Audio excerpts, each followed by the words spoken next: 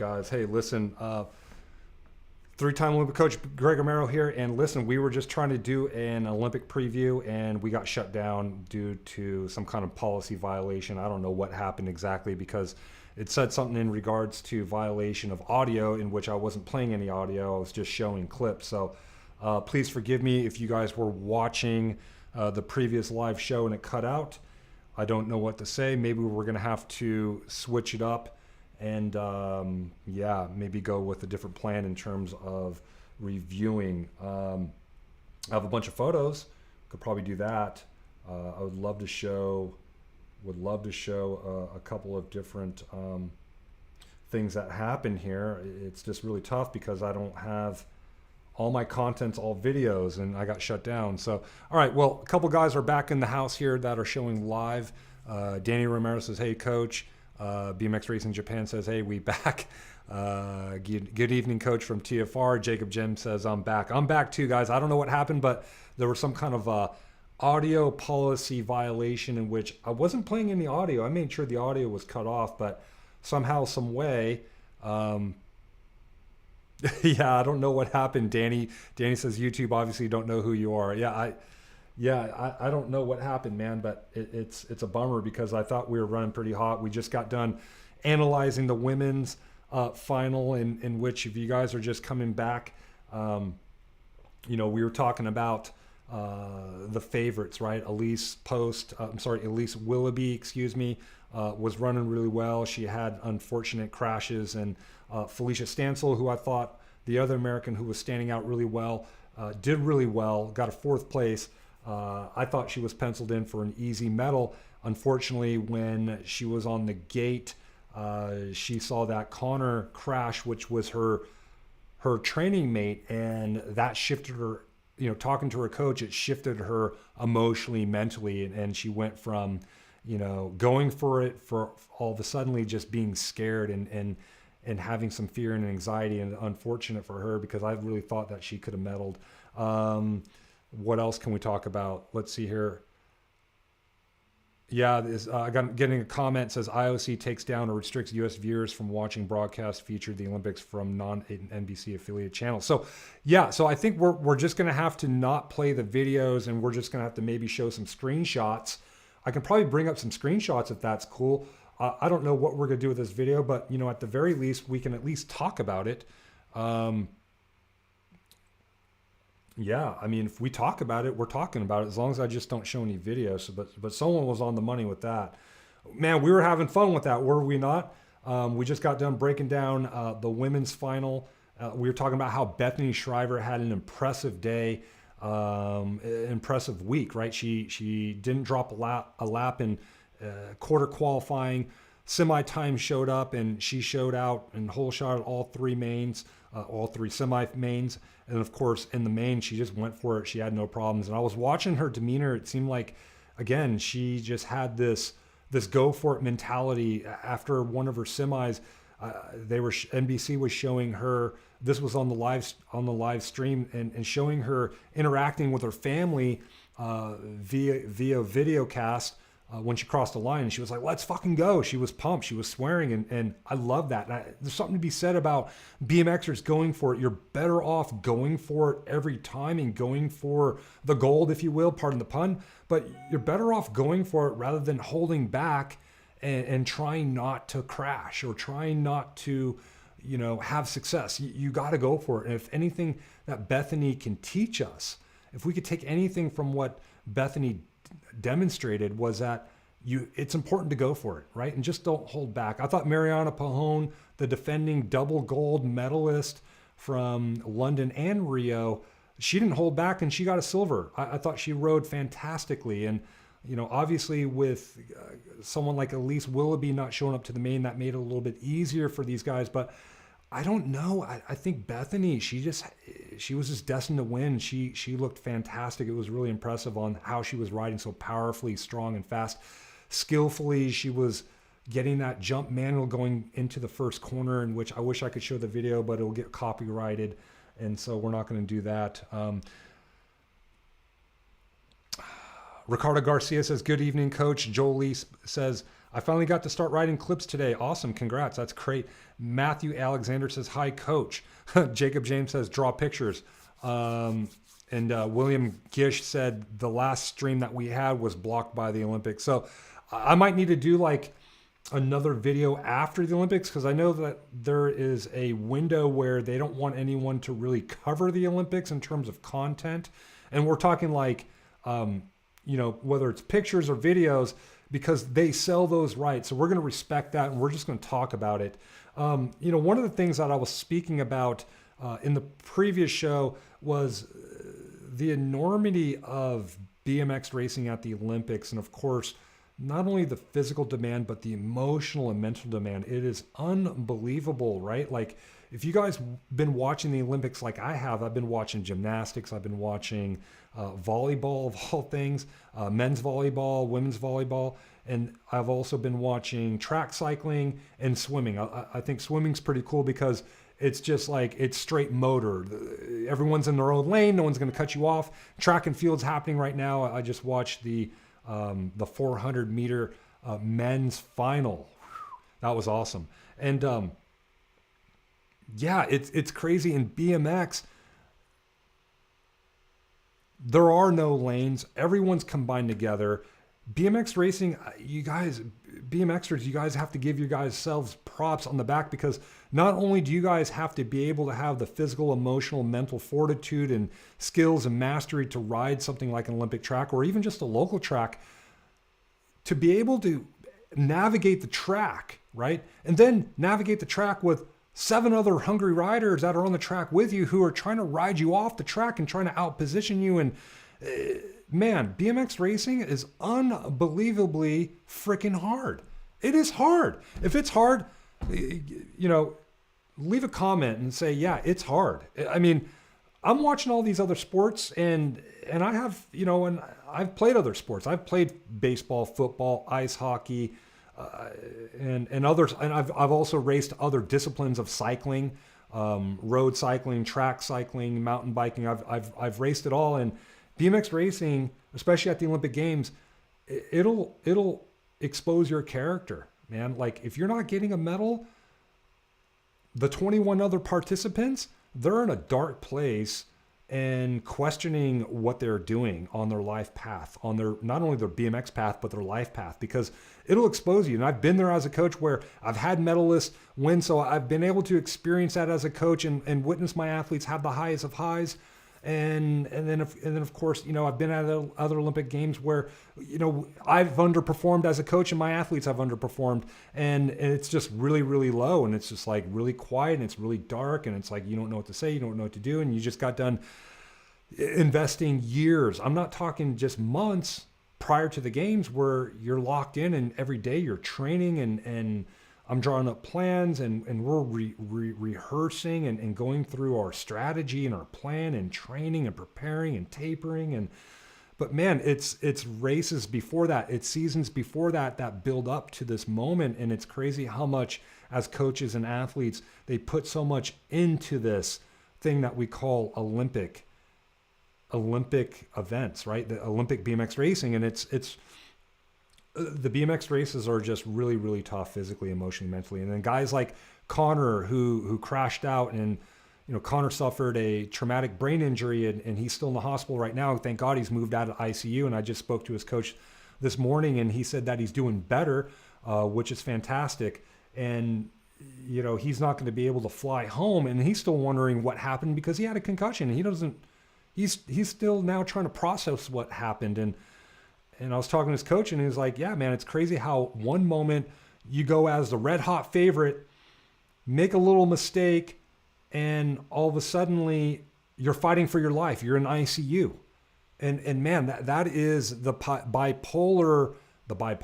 Can I say that? BMX racing is so mercurial, right? It's so positive, negative. It's so hot and cold. It's in the Olympics, it's red hot and freezing cold. It's red hot if you do well and freezing cold if you don't. And my goodness, it is super tough on the emotional, mental part, and it'll expose your character in dramatic fashion. And that's all I got to say. It's crazy.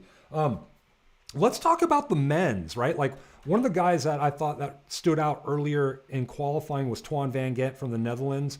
He showed up with a 2-speed bike. I think a lot of people were criticizing him about that, but I thought it made sense for, for a guy like that who's really strong. I mean, this guy could, he could single leg squat like 400 pounds. Some people can't even back squat in that class, in the elite class. Bilateral squat using both legs, 400 pounds. This guy can do it single legged, and he has the strength to get on top of the gear. So, it made sense for him to run a 2-speed. I think he took a big risk. I didn't think it hurt him. I think if anything at all, the only thing that got to him was, he was going way fast on that track, and he made a couple mistakes. Nick Keeman, the eventual gold medal winner, was paired up with Twan. I wish I could show images. I have all these images, man. Oh my gosh. I'm glad I watch the images because I can give you guys this content and I can tell you these stories, and you guys can bring up these visuals in your own head and make it out and have your own epiphanies. But Nick Keeman was, man, what about Nick, right? Like earlier in the week, if you guys paid attention on social media, he posted a video where he crashed into an official. Official walked onto the track before the jump going into the second turn. He locked it up, crashed into the official, cracked his kneecap. Okay, Nick crashed his kneecap and raced with a cracked kneecap, which is impressive. And Nick took the high road. He had two choices when that happened early in the week. Number one, he could have been a victim, and maybe you are for a second, and then you realize, you know what, I'm going to be at cause and be responsible and practice forgiveness and hope that the official's okay, and just move on and practice gratitude and go into the rest of the week with a resourceful mindset, right? There's something to be said there. If anything we could learn from Nick is that you could cry about it, but you still have the responsibility to be responsible of how you respond on something like that when an accident happens, right? Because it all happens to all of us. We could fly to a race, we can go to a race, maybe the bike doesn't show up. Shoot, I've had a bike that got ran over by the GT dually when I used to race for GT. I left my bike up against the dually. The driver decided to take off, and he ran over my bike, and I just laughed. And they were quick to put a new bike together. It wasn't the same, but I stayed resourceful, and I ended up winning. Nick Keeman, man, he won a gold medal and easily could have just said, you know what, I'm a victim. I don't know about the Olympics. It's not for me. I don't know why me? Why does this have to happen? Poor me. And just, you know what? And he could have just, shoot the dice, crapped out and been done day one and not make it out of quarter qualifying, right? But no, the guy was empowered. He was at cause. He was responsible. And there's something to be said for that because he moved past that, got back into the resourceful mindset and qualified, got through the semis, got a place in the main event, and took his infamous lane 8 and just gave it a go, right? In the Olympic Games, you just have to give it a go because you don't know, man, when you're on the gate for the Olympic final or something like that, like if any of you guys have been in the gate for like a world championship final, if you can get to a place where you're happy, you're in the present moment, you just focus on getting your good start. Listen, the other 7 guys, they're battling their own emotions. They're battling their emotions, right? Like they're thinking too far ahead. They're thinking too far behind. They may choke because they're not in the present moment. So if you just have fun, operate in the now, operate in the present moment, give yourself the best chance.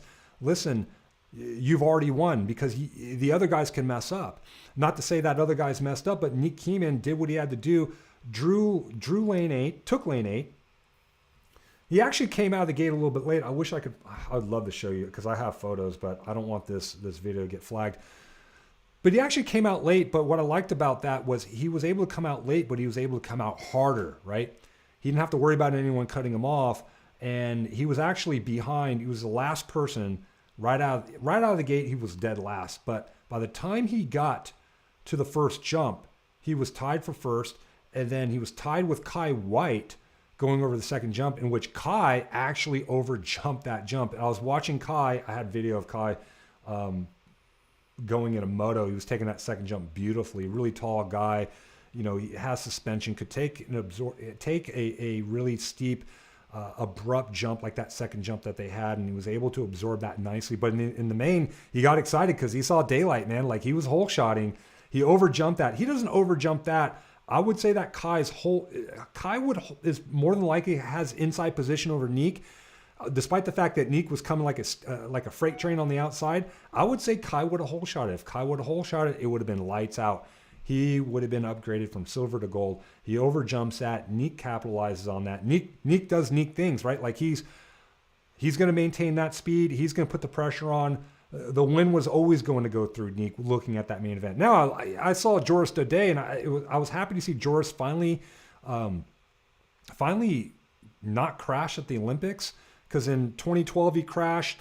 2016 he crashed. He had bad luck in qualifying, and he actually made the final. Drew Lane won the money lane, and Connor didn't show up for the final. Connor made the final. Connor didn't even finish the semi-lap, got dead last, and still made the final. That was impressive. I mean, Connor was a favorite. But Joris, was in medal position, and man, I wish I could show it, but one of the mistakes that Joris made was that he went to that turn. If you guys go back and watch it in a future video here, or after this video, he actually went to that last turn with the pedals level, and I would have loved to have him see his outside foot down, and that way his back wheel wasn't so unweighted. He had uneven pressure through front and rear wheel, and the back wheel slid out. It cost him an Olympic medal for the bronze. And so would have loved to have him have that outside foot down. He went in pedals level. I didn't like that. I didn't like that for Joris. But man, congratulations to all the medalists. And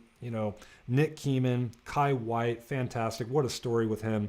And of course, the defending bronze medalist, the only medalist that showed up in that final was Carlos Ramirez. Man, can we talk about Carlos? What a G, man. What a G. This guy, he was dead last. He was dead last out of the gate, dead last at the bottom of the hill.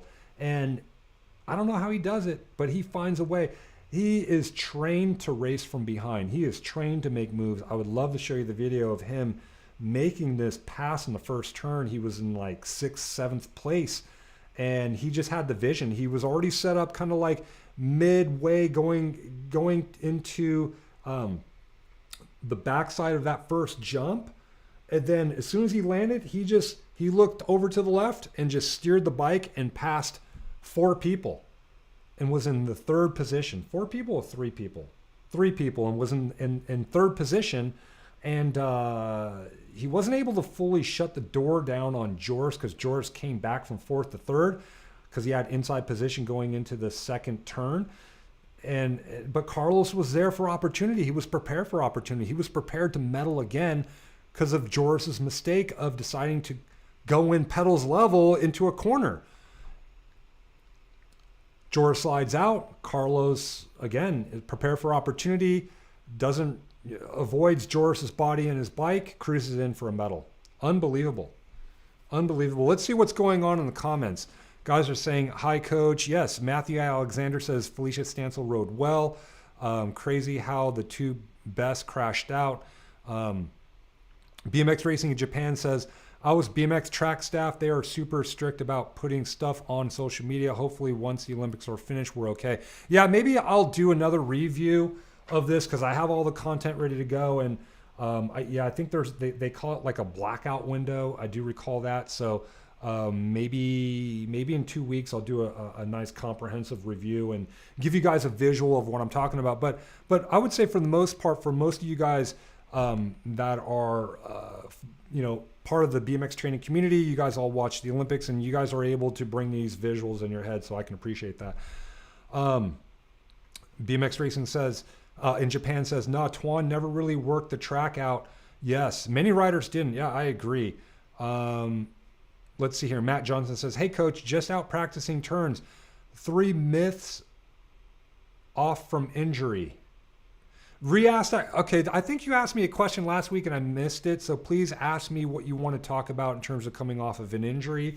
We'll get to the Ask Coach G section here in a minute, but we're just wrapping up talking about the Olympics. Let's see here. Yeah, Cruz and Omar says Nick always chooses gate 8, and it's interesting. So much power. Yeah, there's something about choosing lane 8, right? Like you have to have a lot of confidence, you have to have a lot of power.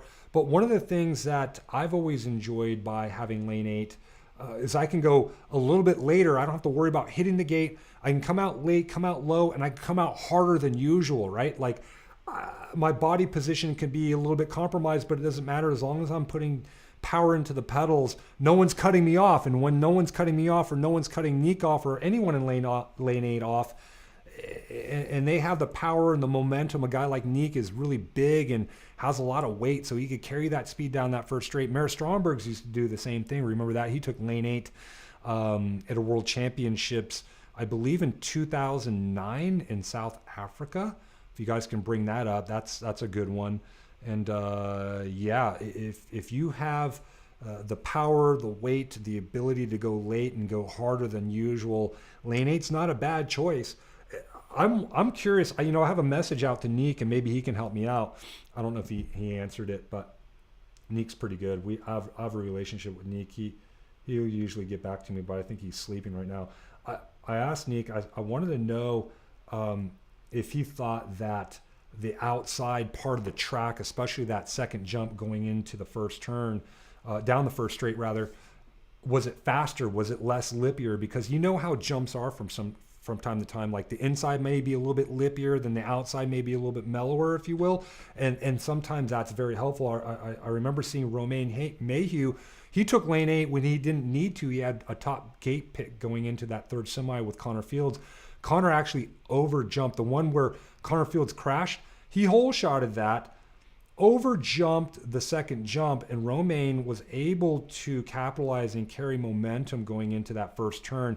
And I honestly don't think that Connor even saw Romain Mayhew coming, and his front wheel just went unprotected, right? They just met and went unprotected, and he just slammed and high-sided so quickly. And oh my gosh, that was a nasty crash. But I'm wondering, and I'm curious to know if the outside part of the track, especially down the first straight, around the roller and the second jump and the jump going in the first turn, if it was just a little bit more mellower. And I'm curious to know if that was the case, and if that was, certainly that it certainly would behoove anybody to take outside lanes. Let's see here. Yeah, Christopher Fernandez says, nice. I was wondering when you were going to do a video on the Olympics. I did miss you talking about Connor, or are you going to talk about Connor? Yeah, we talked about Connor earlier, and Connor, aside from his crash, listen, I was speaking to Connor's coach earlier this morning. He said he's doing better. Again, he went into the ICU, got discharged from ICU, is in the hospital, and he's doing better. Of course, he had a traumatic brain injury, and certainly you're not in a hurry to get out of the hospital when you have that, and certainly you don't want to fly when you're dealing with any kind of edema, which is swelling in the head or any part of the body. If anybody has had any kind of injury and they jumped on a plane, you notice that compression, for some reason, I don't know the science of it, but the swelling just blows up. It's nuts. But yeah, Connor, I thought Connor did a great job in terms of his physical, emotional, mental preparation. He was ready to race from the get-go. Raced David Graff in qualifying, looked fantastic, battled with David Graff, was making moves on him going into turns and stuff, and he had top qualifying points going into the third round of that semi, and he just looked fantastic. Let me grab some water. I don't even have my water cup. And yeah, unfortunately, I think, Connor was the favorite, right? I think he would have drew lane 1. It would have been interesting if Connor would have drew lane 1 and Nick took lane 8, and I would love to see that main event go down with Connor in it. That would have been awesome. I thought the top guys that stood out, I thought the French guys looked pretty good. Romain Mayhew looked strong and powerful. Sylvain Andre, that's another OG world champion. And I thought he looked fantastic throughout qualifying. Unfortunately, he got wrapped up in that crash when Connor went down. Again, if you guys are just joining my previous video, I had all these videos lined up. Everything looked fantastic, and we got flagged. by the Olympic Committee. So we're going to have to wait until the Olympics are over, and then we'll do a full breakdown analysis of exactly what happened and break down that the crazy week of Olympic BMX racing. Danny Romero says, "Night, coach. See you, guys. Listen, in this show we usually do a full breakdown, preparation, and then we do questions at the end here. Do any of you guys have any questions? If you guys have any questions about Olympic style racing, again, I've been there 3 times as an Olympic coach, and it's not easy. But if you guys want to know more, if you guys have any questions regarding anything as it pertains to the Olympics, let's talk about it. Ask me some questions, and we'll get back to your questions right after the break." Hey guys, I have a question. What would it do for you if you could enhance your power out of the gate, enhance your sprint speed down the first straight, enhance your skills, enhance your mental performance mind state? What would that do for your racing or your kids' racing? If you're seeing the value of enhancing your BMX performance, consider joining the community of BMX Training Pro and get the same access my Olympic athletes have enjoyed, as well as thousands of BMXers all over the world. Some members use the access to improve their gate start techniques. Some also use the access to keep them motivated to train, and you'll find your reason when you gain access and join BMX Training Pro today.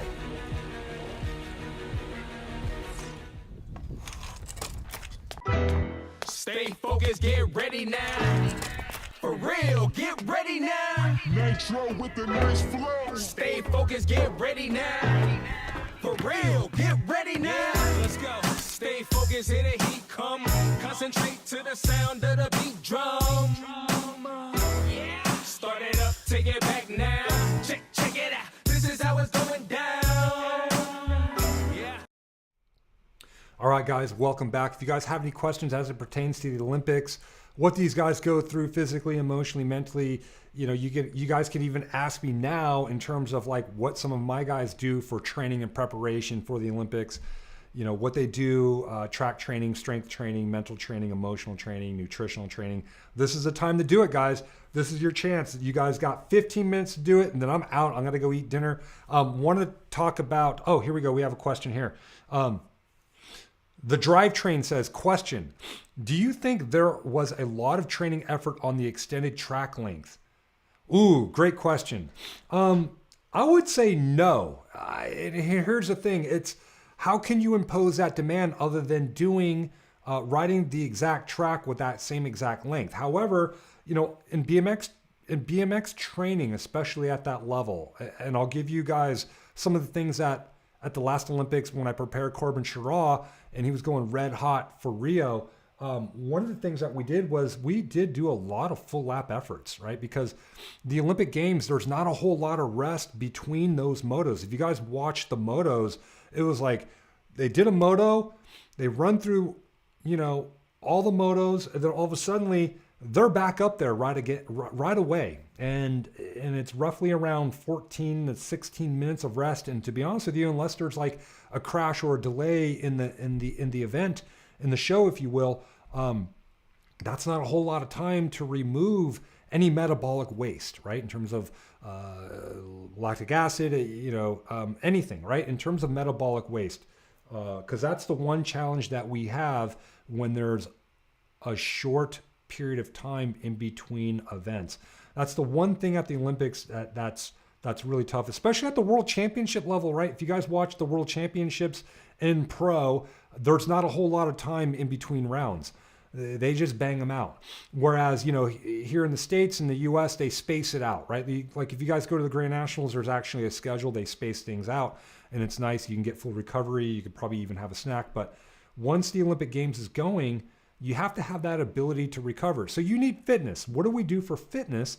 We work on doing half lap efforts and also full lap efforts. One of the favorite protocols that I did was we did half lap efforts going from the gate to the second turn. And sometimes we go from the first turn all the way to the finish line, and we would impose short rest. We would do a short rest of anywhere from 7 to 8 minutes. And that's 7 to 8 minutes is pretty much the threshold to where we're challenging the body to remove metabolic waste, yet they still have the skills and the cognitive skills, if you will, to perform the task. Because that's the challenge, right? Like if you're too tired and you're gassed and your legs are too heavy and you get back on an 8-meter supercross starting hill and you're trying to go over these big gaps and you're tired, you don't want to do that. That would be like a gymnast trying to jump on uneven bars or doing the vault or the balance beam tired. It's a recipe for disaster. So we push the limits to where it's like, okay, I'm loaded, I'm still breathing, but I got this, I can still ride my bike. We push those limits, right? And that's the way to do it. We also do we also do full lap work. And then again, we try to crunch those times down to 10 to 12 minutes rest in between. And that way, when you get to the Olympics, 14 minutes in between each semi, it seems like eternity, and that's what you want. You impose a big demand that you train hard so you can race easy, if you will, right? That way things are not as demanding, and that way you're able to race with your head and not with your legs and be like, oh my gosh, my legs are burning up and my legs are heavy and I can't get out of the gate and I don't have any power. I mean, because if you show up and you're tired, it can emotionally, mentally get to you if you start thinking about it. Great question. Thank you. Gregory Seal asks, hello, Coach G. At the Olympics, do riders have backup bikes at the track? Yes, absolutely.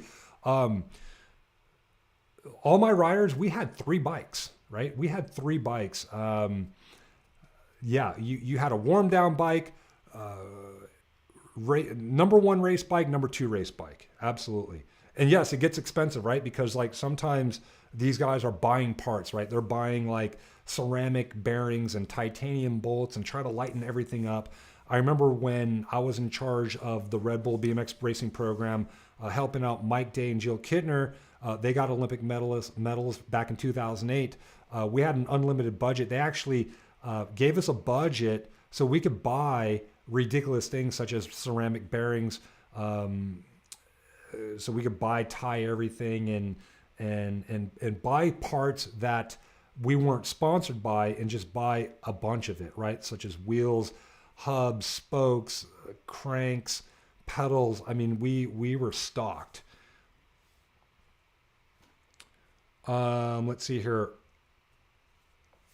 Cruz and Omar ask, do riders make adjustments to their bikes a few days before race day, or are they riding what they prefer and comfortable with? Thank you so much, Omar.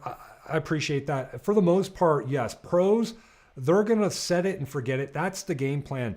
You definitely don't want to be changing your equipment because once you change the equipment, there's a part of you where you're thinking, man, why did I do that? Is that going to help me? Or maybe it won't help me. You don't want to be questioning it, right? Like you want to have your stuff locked, loaded, ready to go weeks out from the Olympics in terms of what you're going to run for your gear, how high your stem's going to be above the headset spacers, your bar angles, your crank length, how tight your cleats are going to be. You want all that stuff dialed in, and that way all you have to worry about is just fine-tuning things physically and also technically, right? Like in terms of like your sprint position, your gate position, your body position coming out of the gate, your acceleration position and whatnot.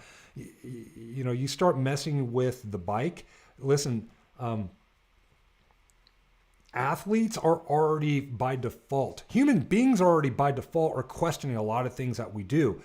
So we definitely don't want to do things to add more questions.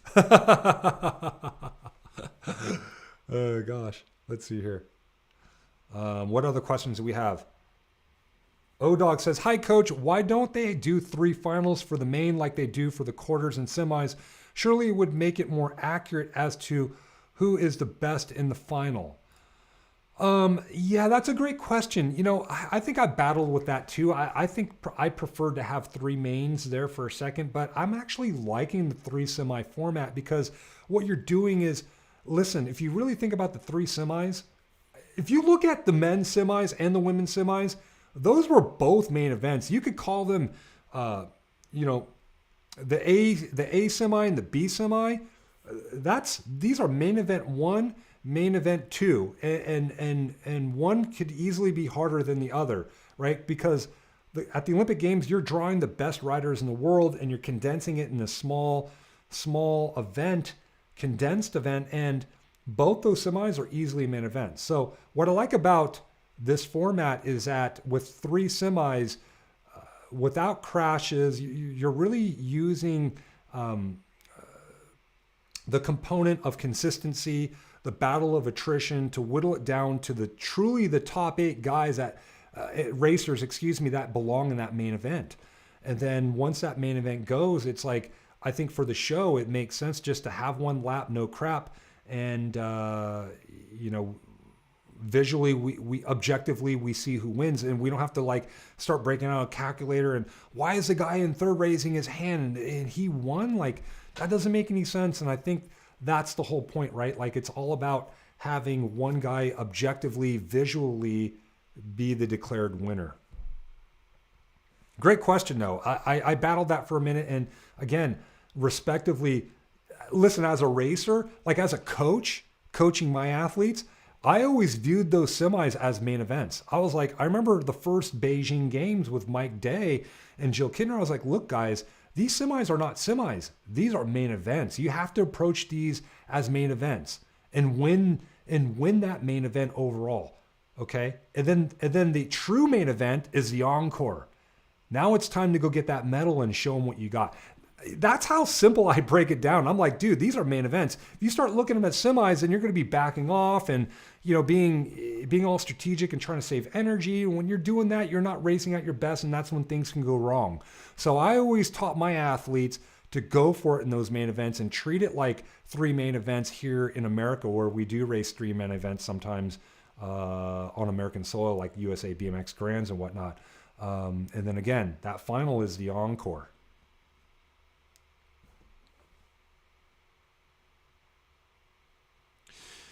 Let's see here. What other questions do we have? Hey, buddy, why do some pros run their hubs dry? I'm not sure about that one. Most of them run sealed hubs, so unless you're running an unsealed hub, I don't know anybody that's running an unsealed hub. Let's see here. What other questions do we have?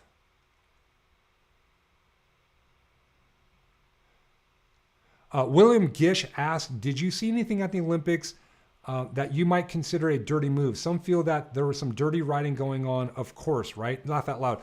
I didn't see anything blatant, right? Like, if you guys watch, one of the things that's been coming up was when Connor crashed. Like, I just watched the video on YouTube and saw the comments, and people were giving Romain Mayhew, the French rider, that appeared to come over on Connor's shit.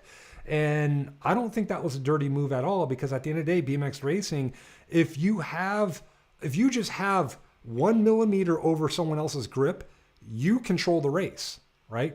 And Mayhew didn't really do anything dirty. He came from lane 8 and he had to shut the door down by default. If he would have stayed in lane 8 and rode lane 8 like track and field lane 8, he would have let everyone go underneath him. So I think Mayhew did the right thing by getting over, and it looked aggressive because he had to cut over from lane 8 to lane 1. He had that angle. He had the lead.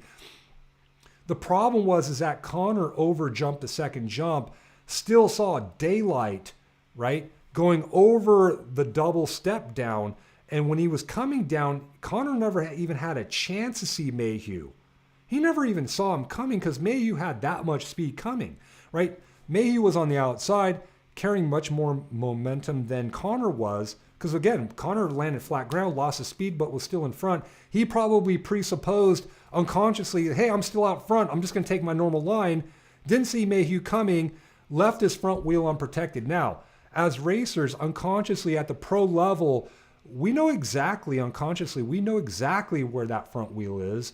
We know exactly where our front wheel is in relation to anyone else that's in front of us at all times. It's just like in boxing, right? You got to protect yourself at all times. In racing, you got to protect your front wheel at all times. Connor just didn't, he was caught off guard. So I just look at that as circumstantial. It is what it is, right? Like, Connor lost speed, didn't see Mayhew. Mayhew came out of nowhere. Mayhew wasn't trying to do anything dirty. He wasn't trying to take out Connor. I don't believe so. I looked at it and I thought it was fair. Did I see anything else that was dirty? No, not really. I didn't see anything. Yeah, nothing dirty at all. Did any of you guys see any dirty racing? Leave some comments below. Leave a comment in the chat. Let me know. O-Dog says, thanks, Coach. Wise words. Yeah, I think we were talking about the 3 main events in the final, right? Nathan BMX, he has a question. I don't know if I have an answer for this, but I'll do my best. He asked, is it actually true that the Dutch dude, which is Twan Van Gent, at the Olympics used 2 gears? And why do you think he chose to do it?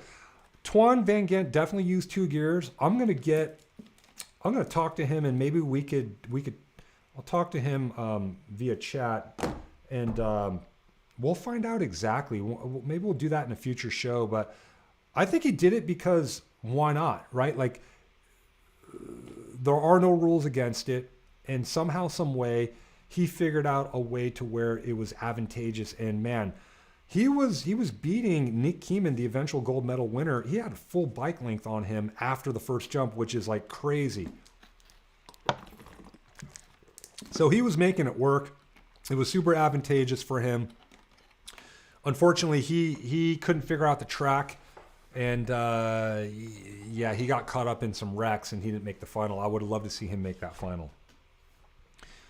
Any other questions as it pertains to Olympic style racing? Okay, the drivetrain says, dirty, not really, but Elise coming from almost last to first on the first day of racing, boss move. Yeah, that was awesome. I thought she looked really fit.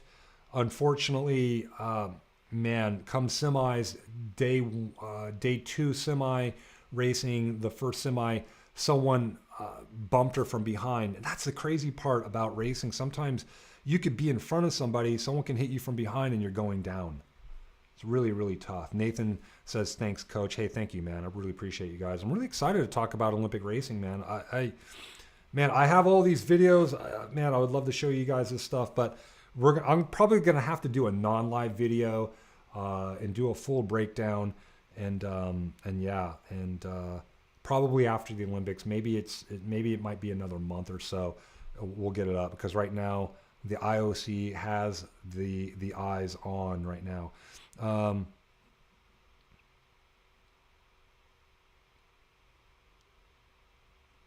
Cool.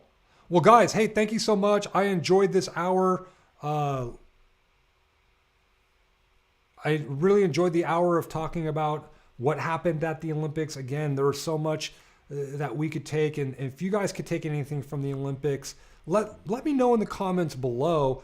What is it that you took from the Olympics? What could you learn in terms of anything physically, emotionally, mentally, in terms of strategy, in terms of, hey, are you inspired? Are you guys motivated?